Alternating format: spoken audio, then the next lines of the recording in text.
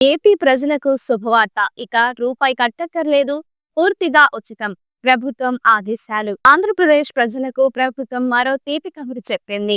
ఇకపై రూపాయి కూడా చెల్లించాల్సిన అవసరం లేదని ఉత్తర్వులను జారీ చేసింది.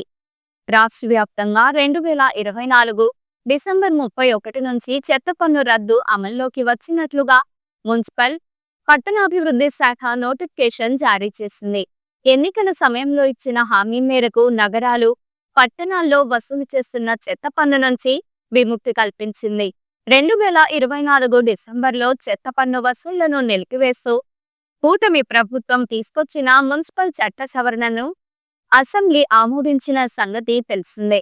దానికి గవర్నర్ అనుమతితో ఇటీవలే గెజెట్ విడుదల కాగా ఇప్పుడు మున్సిపాలిటీ, పట్టణాభివృద్ధి శాఖ నోటిఫికేషన్ను జారీ చేసింది. రాష్ట్రంలో చెత్త పన్ను వసూళ్లకు ఏపీ మున్సిపల్ చట్టం 1965లో చేర్చిన సెక్షన్ 170B, మున్సిపల్ కార్పొరేషన్ చట్టం 1955లోని సెక్షన్ 491A ను తొలగిస్తున్నట్లు ఉత్తర్వుల్లో ప్రభుత్వం పేర్కొంది.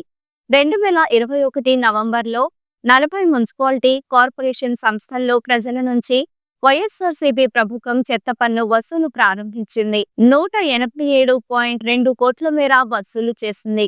చెత్త పన్ను వసూలుపై ప్రజల్లో వ్యతిరేకత వచ్చింది.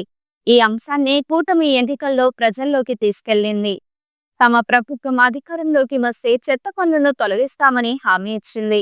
ఎన్నికల్లో కూటమి ప్రభుత్వం అధికారంలోకి వచ్చిన వెంటనే చెత్త పన్ను రద్దుకు సంబంధించి కసరత్తు పూర్తి చేసి తాజాగా నోటిఫికేషన్ను జారీ చేశారు. ఆంధ్రప్రదేశ్లో చెత్త పన్ను రద్దు చేస్తున్నట్లు ముఖ్యమంత్రి చంద్రబాబు నాయుడు గతేడాది గాంధీ జయంతి సందర్భంగా మచిలీపట్నంలో నిర్వహించిన కార్యక్రమంలో ప్రకటించారు.